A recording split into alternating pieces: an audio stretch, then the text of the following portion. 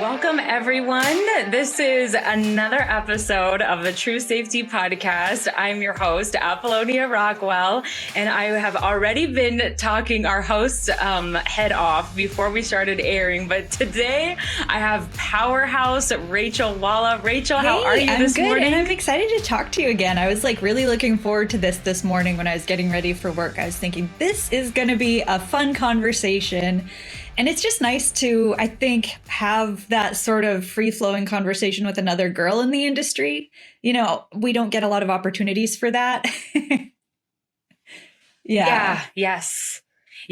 I feel the same way. I think that there's something that listeners, we were talking about offline, was the common theme. It's been just interviewing gals in the industry and just how interesting that the common theme, whether it's oil and gas, construction industry, whatever it is, there just seems to be this common theme of safety professionals or just professionals mentioning that they feel like they did not have a say until they were overqualified for the role. That it wasn't until I had my bachelor's, it wasn't until I had 10 years experience that I felt like I could, kind of make demands or just have my opinion heard.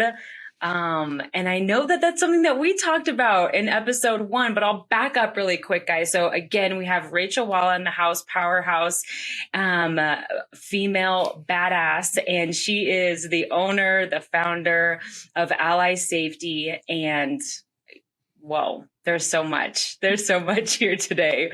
But Rachel, some of the things that we were talking about in the first episode was your story, how you got into this industry. And just tell us where are you at right now? What are you super passionate about? What's been on your mind this month? It's so busy right now. It's like spring conference season, which they kind of go in seasons for me. My gosh, I don't know if you find that as well, but I'm speaking at conferences a lot. And then also we're working on some really cool videos, which last year was so busy. It was just exhausting, super long work hours every week. I worked pretty much every weekend. It was just crazy. But now I actually have a little bit more time to prepare and really work on these videos. So next week, I'm going to be speaking at the Grain and Feed Conference in Spokane, Washington, which I'm excited about. And then we're also working on an excavation and trenching full-length training video and a chainsaw PPE testing video, which will be pretty interesting. Because, whenever I test PPE, it destroys it. We test it to the limits. Love it. And I'm like, is there a chainsaw that's a little bit lighter weight around here? Because I'll be going back home to film on an actual logging site. And all we have is real logger chainsaws. And I'm like, these things are so heavy for me. So it's I'll get a workout in while we're filming. That alone sounds so interesting, so fun. And that actually reminds me that, so if you haven't already, guys, check out Rachel's videos, check out her website, her YouTube. You have over 1 million views. That's probably shortcutting it, but over 1 million views on all of your platforms and all your videos.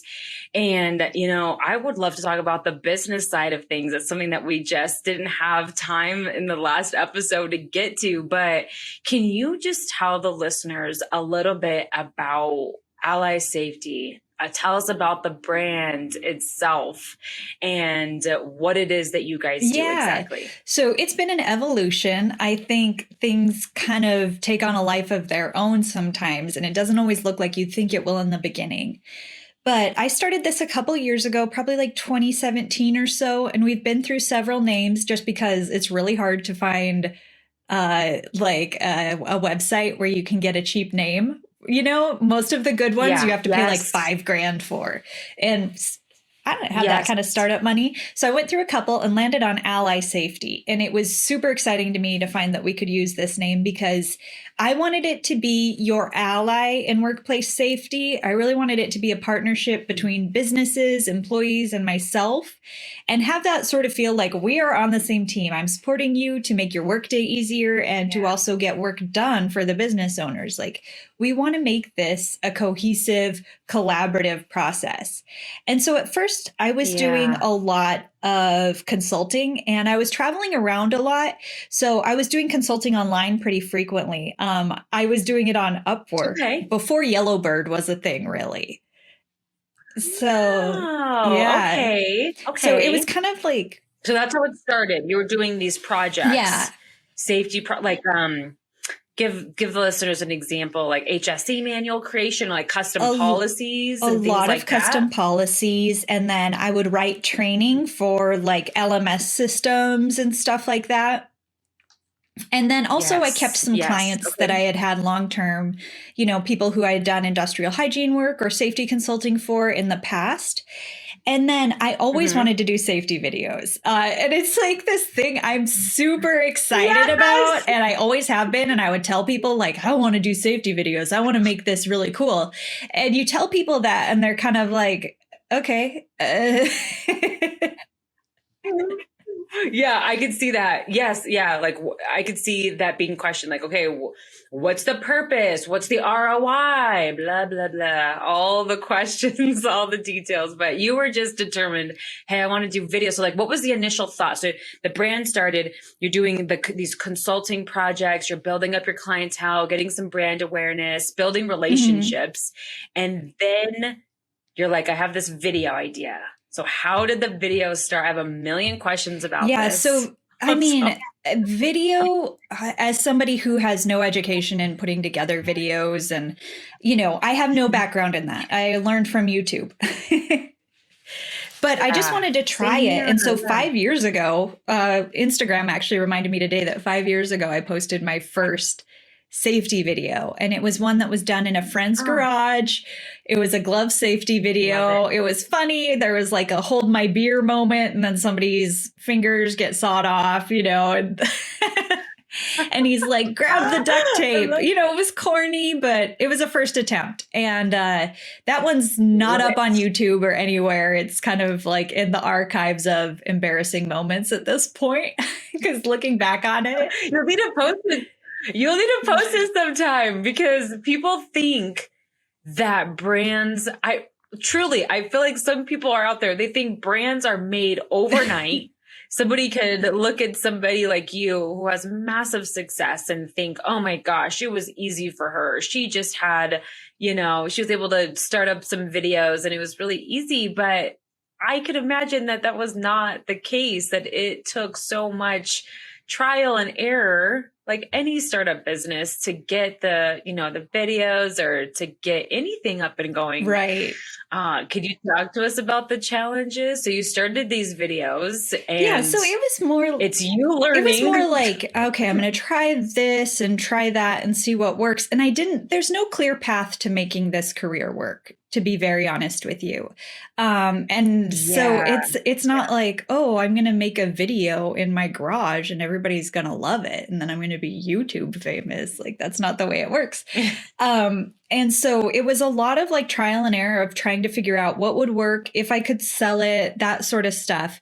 And I wasn't great at making videos. And I thought I was a good writer. And I will be honest with you, I really wasn't. I've had to learn how to be more succinct and clear back information that's not necessary. So after that first video, I think I waited like 3 years before making another one. Oh my gosh, I just like feel your yes. When we started filming like just simple like promo videos or promoting a class, promoting a seminar, I will be honest with you, I was just so nervous. I still hate like looking at myself like on video, hearing my voice. Oh, yeah. I would just take myself apart. And then the sort of like the producer that we were working with, was just like, Apolonia, like, just, it's whatever. And I'm like, no, I look terrible. I hate it. So how did you get over that? Or is it something that you never get over? Just like the self scrutiny, I guess, sometimes I think you get when used filming. to yourself. I mean, like, I'm not sitting there berating myself. But if I look at the first few videos I did, and kind of when I got back into videos, I really wanted to make toolbox talk, short learning videos. So I made a series of Yeah. 12 of those, and they sort of stalled for several years because the company that I partnered with, well, I didn't really partner with them. It was all out of my pocket, but they were going to like put them on their learning platform, and they had access to a lot of bigger clients that I didn't have at the time. My office is on this deal where the sensor, if I don't move, I need to make movements. I'll be doing that. But okay, so they put your videos on their LMS. They had a large audience at the time. Yeah, so that was the plan. So out of pocket, I made a couple of trial videos to see if we could do this. And then it just stalled for like 2 years. And they were really busy. Their company was growing really fast. And frankly, it wasn't a priority for them, although it was for me. So no hard feelings there, but it was just maybe not the right partnership. So going back to your question, what happened was, all of this is basically me. I don't have editors. I don't have film crew. I'm filming myself. I'm doing the lighting. I'm figuring out how to do sound. And this is as a safety professional who has no background in it. And a short video takes forever to film. I mean, video is very, very work and labor intensive. And so you're going to be seeing yourself on camera, especially if you're doing your own editing for hours and hours and hours, and hearing your own voice for hours and hours and hours. And everybody hates the sound of their own voice, and myself included. It's very difficult to listen to your own voice. But it's interesting to see, if you look back at the old videos, like the evolution of what looks good on me, what looks good on camera, how to present to the camera. I mean, you really see the skills change. And I think for all of us girls, especially, it's hard. It's hard to put yourself out there. And I mean, like, especially in the days of Instagram pretty and stuff like that, where girls are like, you see these girls on social media who are like very, very perfect looking all the time. Yeah. And that's not reality. And we're used to seeing only people on TV who are very, very attractive. And when you are just like an average safety professional putting yourself out there, you're like, oh man, I gotta get a new wardrobe. I gotta stand up straight. I gotta get a new hairdo. This is not working. Yes. Oh my gosh. That's, looking at my first videos and just still now I'm like, just don't let me look at it. It's so tough. But so trial and error, you start building up these short toolbox talks. And then where does it go from there? First of all, what was the feedback that you received from the toolbox topics? Because I could imagine that your existing clients were really excited to have more of you and more of your products. And so were these just really helping your clients? You're just providing solutions for them so that you were just getting great feedback at the time? I mean, that would be awesome, but no. I love it. Guys, Rachel keeps it real. For anyone trying to build a brand and build a business, Rachel's keeping it real. Well, I wanted to have my videos be kind of on the edge of what's business appropriate and what's not. Like, which is, I know that's a risky move. But part of the reason these videos, safety videos, tend to suck is they're just very boring. And if you want to be funny, sometimes you got to skirt that edge a little bit. Yes. The first couple ones I did, I got good feedback on. They liked them. There was like a few things that they wanted to change. But the thing is I think I was not confident in what I was doing. And I was asking this other company to pair with me because I didn't think I could do it on my own. Okay. And so they were like, yeah, we like them. We think they're good. And then it would just stall over and over and over for like 2 years. It would just stall, like, oh, we'll be ready to launch at this point and that point. And, they needed a little bit more work here and there. So it was one of those things where I'm spending more time on it and not making money. And I'm still doing my other stuff full time. Like, this was a a side project. It wasn't anything that was making me money. So like, it's a full-time hustle. Wow. Yeah. So 2 years into that, and I just had to like look at myself and say, okay, this isn't going anywhere. Do you want to make this happen or not? And I really did. And there's no path to making it work. And I had like a really tough 2 years personally, and some like very, very difficult events in my life in general. So I had been a little bit distracted, and I was at this point where it was like, no, it's time to make a go of this if I'm going to do it. And so I was like, okay, I eventually had to shut down that. I had to have a conversation with that company and be like, hey, I understand your priorities are different than mine, and I respect that, but I've got to take this and run with it. Yeah. So it was like, okay, no asking other people. It's all on you now. Yeah. And that was big. But that's when I started going on YouTube, and I started changing my website and building up my brand to be like, hey, we can do safety videos. Because at that point, I had learned enough to know that I could. I just needed some opportunities to prove myself. And YouTube for me was the opportunity. Okay. So then you start uploading these on YouTube. They start out as the Toolbox Talks, and then they go into the more full-length videos, more awareness level, longer videos, or what is the evolution of your content? Well, okay. So imagine like I would say 1.5 to 2 years of just creating YouTube videos. And I'm not kidding you. It would take me a ton of time. Like when I look back on those 2 years, it's so much desk time, like scripting a video, filming it, editing it, getting up a YouTube video every week, and I was very committed. Like you have to really commit to YouTube to gain any traction. It's a ton of work.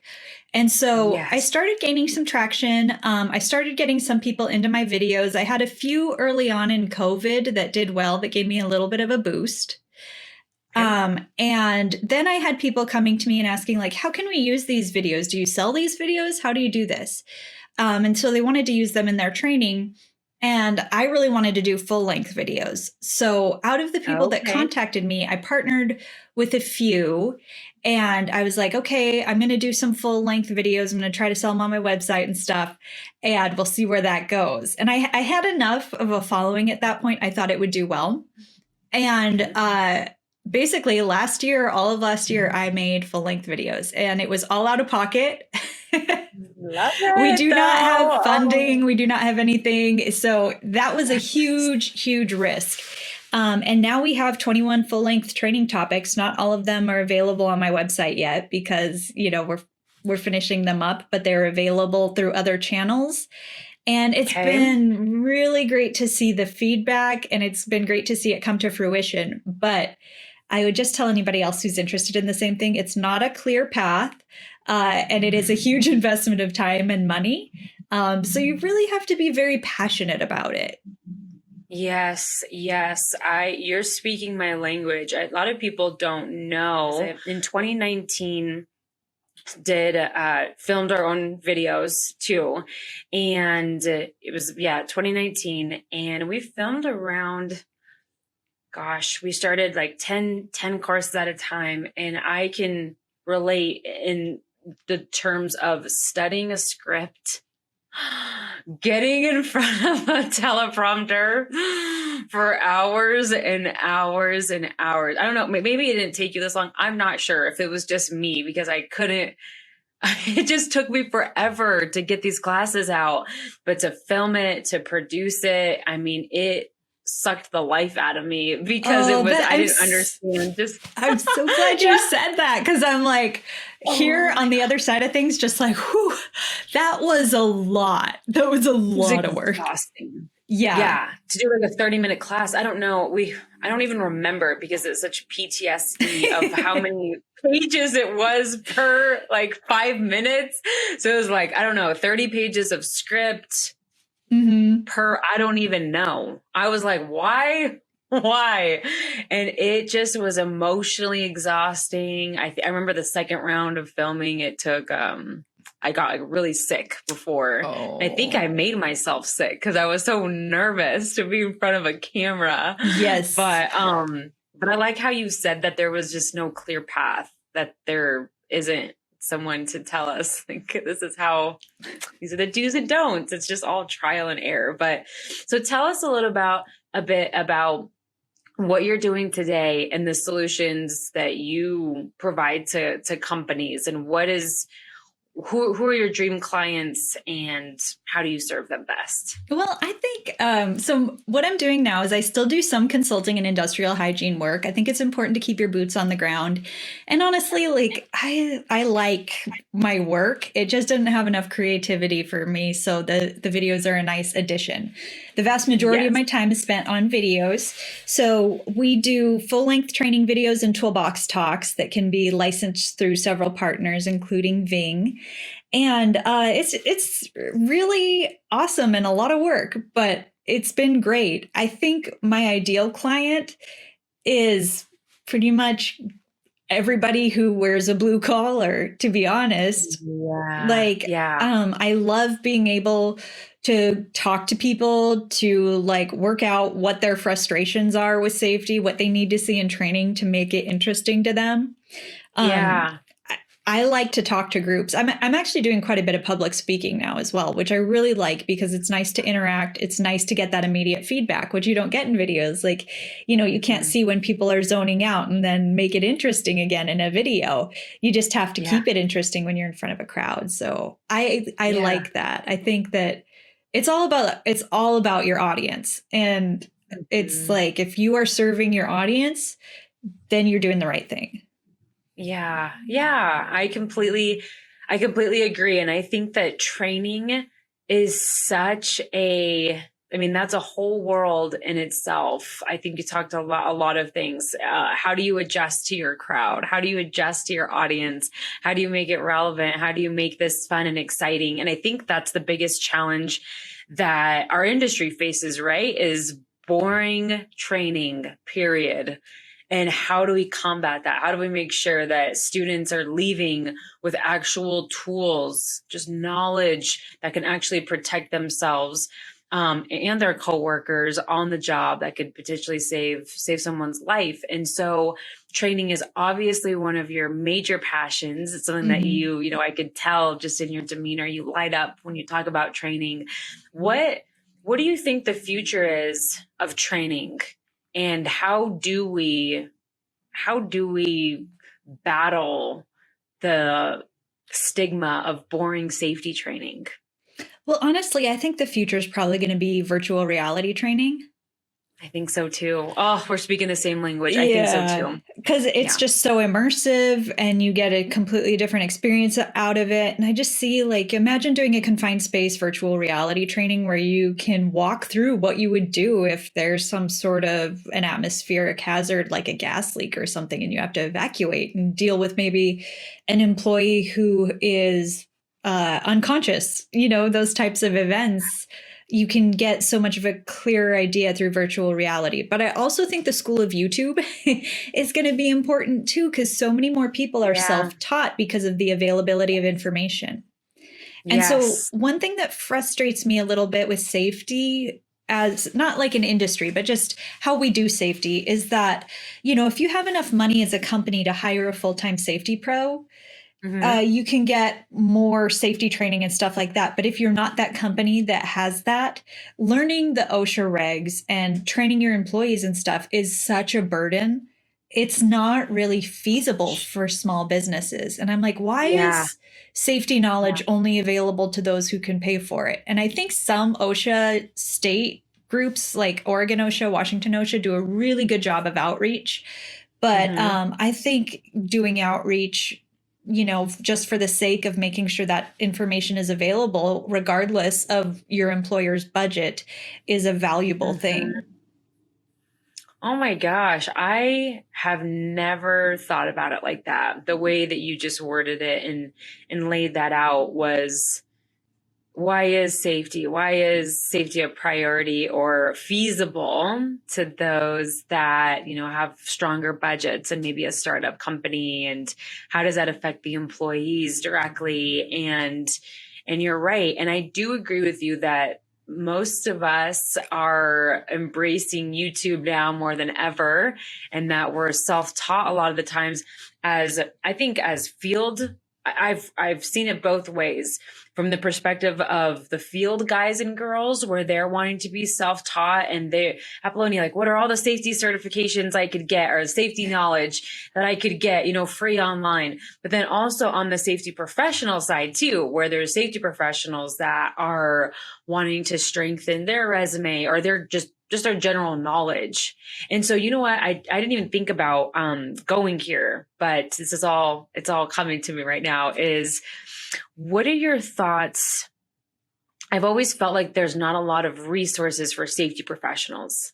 Mm-hmm. And I know that over these last years, I feel like my LinkedIn has been more full with, people getting their bachelor's in occupational health and safety, like that's becoming more popular, and that there are more safety management classes out there than there had been maybe the last 10 years. But I feel like overall, there's not a lot. Kind of like you're saying, that it's not like a clear path sometimes for safety professionals. So what are your thoughts about that? I think that is an interesting avenue. And it's, to me, my channel is supported by a lot of safety professionals, because they're out there looking for knowledge, whether they came up through the university system or they came up through the trades, whatever it is, they need that sort of information we need to share. And safety professionals are actually great about sharing information and helping each other out. I think that's one of the huge benefits of our profession. But what I see more and more is it's really difficult if you come from the university background to go into safety and really get a sense of what the day-to-day job is like. Mm-hmm, mm-hmm. So with YouTube, we're doing a good job of, I've interviewed a ton of safety professionals on my YouTube, and I think that's going well. But I also think we need to talk about what the day-to-day life is like from the perspective of the people actually doing the work. Because, like the trades, they need to be profiled more, given more respect. And then also we need to understand their challenges. Mike Rowe did an excellent job of that in Dirty Jobs, of course, but there's more to it. God. Huge fan of the show. Holy smokes. I think that if you're a safety professional listening and you don't align with what Rachel just rattled off there about understanding the day-to-day challenges that these men and women go through, what it is actually like working on the front lines, the physical challenges, the emotional challenges, I think that those two things need to be understood as best as possible in order for us to do our jobs the right way. And I feel like when our heart is for the worker, and when we're really we have the lens of, I'm here to support, I'm here to help in any way possible. I want to make sure that, you make it home safely to your family. I think that all of that involves a little extra work, maybe on our behalf, on what it's maybe taking a day out in the field with the field guys, like from start to finish, like from 4 a.m. to finish, not, maybe not just like our normal work day, but to really go out there and see it. I'm sure you've seen some crazy stuff, and I know that you are a badass in yourself, because I know you run heavy equipment, and I know, all the things that you've like actually done and experienced yourself. Do you feel like that's still something that a lot of safety professionals don't have a grasp on? That's a challenge in our industry? I think it is. And I think one thing that frustrates me and makes me a little bit sad is a lot of the stuff that I see people in the trades posting on social media is very indicative of what they're thinking. And they feel as though people don't respect them, don't appreciate the work that they do, and that anybody with a degree is sort of held above people in the trades. And I feel like, okay, that's one, sad. And not really fair. So I think so much of, what we do in safety, we can communicate in a way that is respectful of people's roles and appreciates what they do. But a lot of safety professionals are kind of brought up through the ranks without really ever getting the soft skills training that help pave that road. Yeah. Yes. Yes. I agree with you. I think that was my biggest turn off in the industry when I first started on this in the safety side of things was, oh my goodness, I don't like my peers in the safety industry. Like, I will be so honest. When I first started, I was like, That's safety funny. people suck.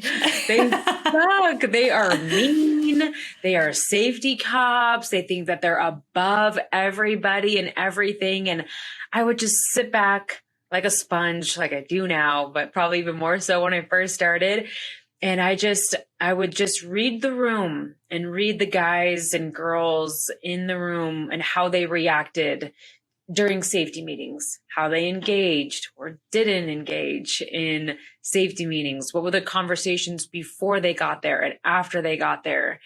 And so seeing it all from the field side before being the person in front of the room, I think really helped me out understand what not to do or what to avoid. And when there's just such a gap between field and the field and the safety team or the safety committee, whatever, I think the first step is maybe just getting out in the field and kind of to diving in on the guys and girls' stories and what it's like for them day in the life. So yeah, you articulated that well. And I think you're 100% right. And your ability to read the room and observe how those dynamics were going is probably key for anybody in this industry. Yeah. So it's super important. And I see so many really well-intentioned people who are coming out of the university system and ready to be in their job, and they want to make a difference and they want to do something positive.